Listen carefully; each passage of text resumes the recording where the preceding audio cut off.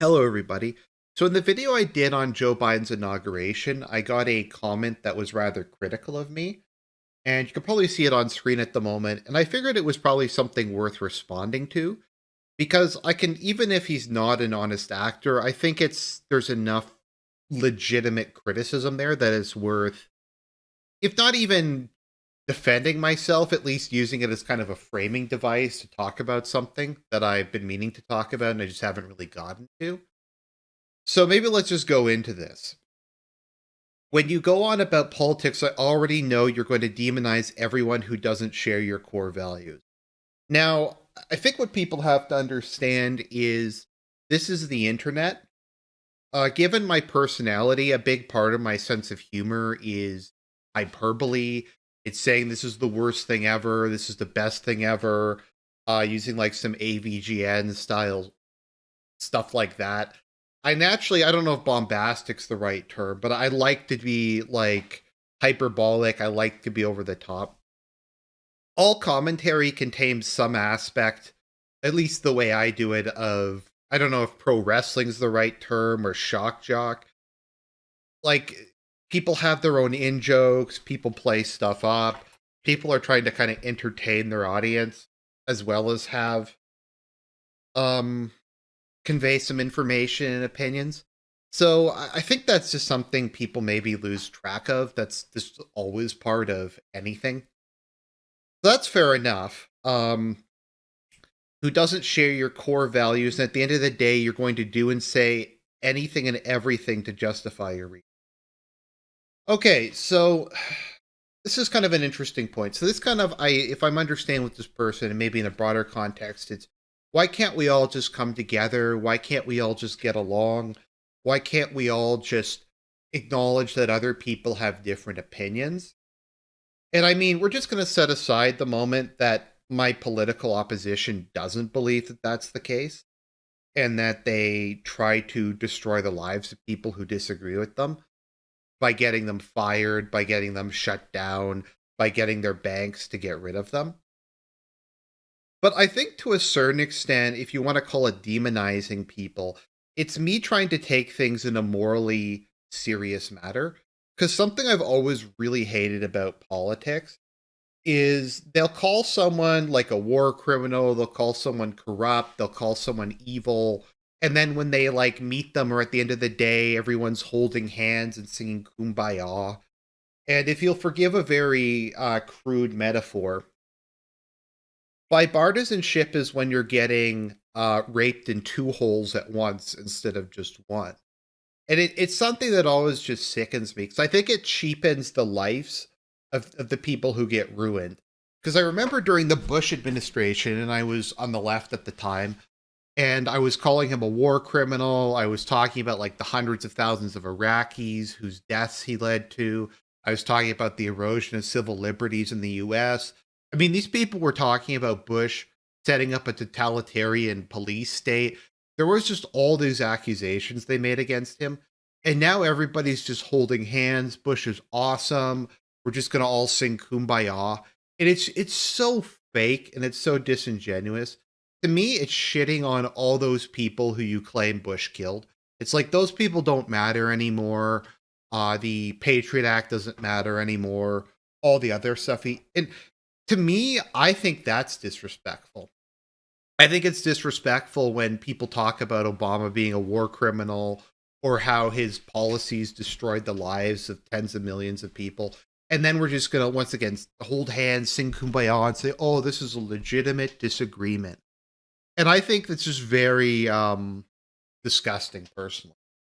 Uh, it's to a certain extent, I respect the Antifa person who wouldn't shake hands with Richard Spencer because they're at least taking it seriously that this person is your mortal enemy, that this person stands against everything you stand for.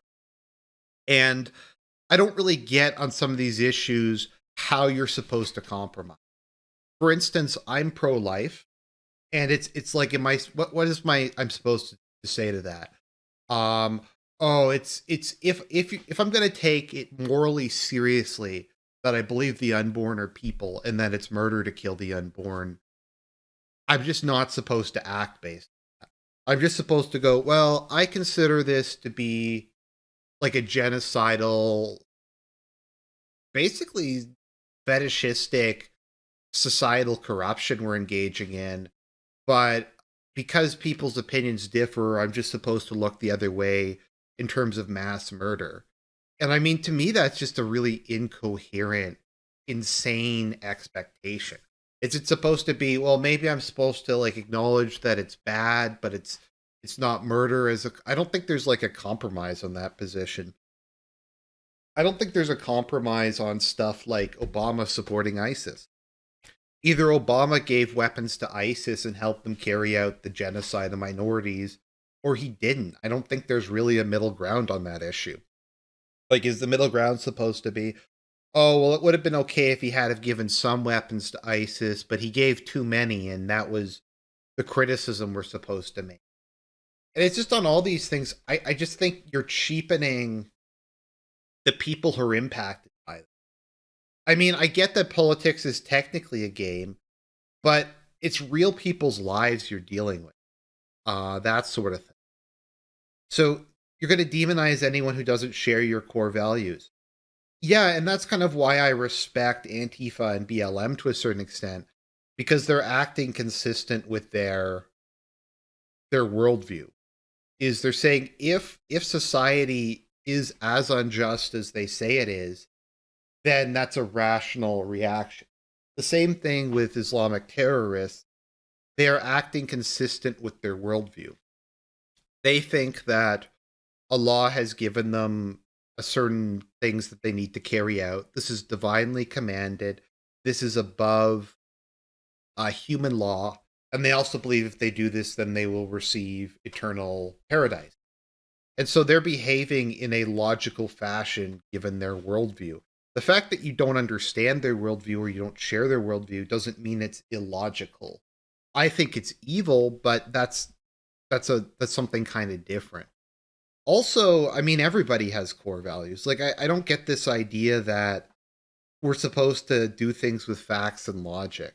I mean, to achieve your ends, you use facts and logic, but at the end of the day, everything stems from some sort of a value judgment. And it's picking one thing or another. Do you prefer order over equality? Do you prefer growth over do you prefer more economic growth over more even distribution?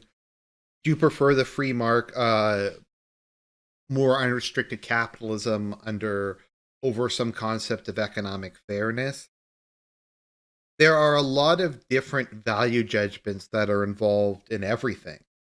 And the idea that like you're supposed to leave them out, I think what it is, and I'll say this, and this is kind of the same thing for people who claim there's no political repression. Every society has political repression. Every society has secret police and political police. If you don't think your society does, it's because you agree with them. And I think it's kind of the same thing with core values and this facts and logic meme is if you think your views are purely based on facts and logic or it's whatever, that probably means that your views are just the default and in your society. So you're going to say anything and everything to justify your reason. I mean, I don't really get how that's even an argument. Like, are people not supposed to argue for what they believe in? Are they not supposed to? It's this very nihilistic, postmodern, nothing to kill or die for mentality. And once again, I think it's just very disrespectful and just shits on um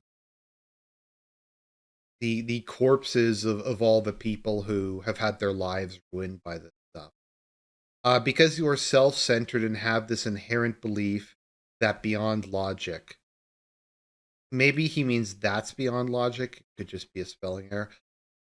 I, I don't think I'm particularly self centered. I mean, I'm very self absorbed in the sense that I don't engage that much in like the community. I don't have a ton of IRL friends, and I spend most of my time working or doing school or on the internet. I'm not going to deny that. I've never claim to be Mr. Macho or Mr. Social or Mr. Chad. But once again, if I believe that the unborn are people, is the logical thing to do to just say, "Oh, it's okay if you commit like genocide of the unborn"? Is that what we're supposed to do? Like to me, I once again I think that's very disrespectful towards babies.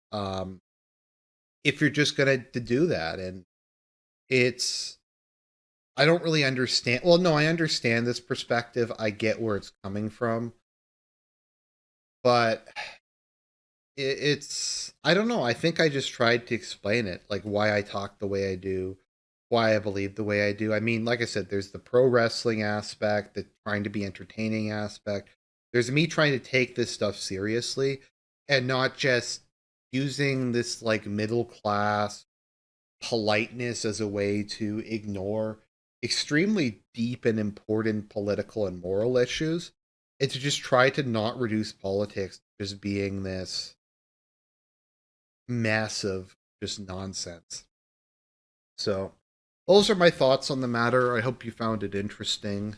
God bless, and more content to come.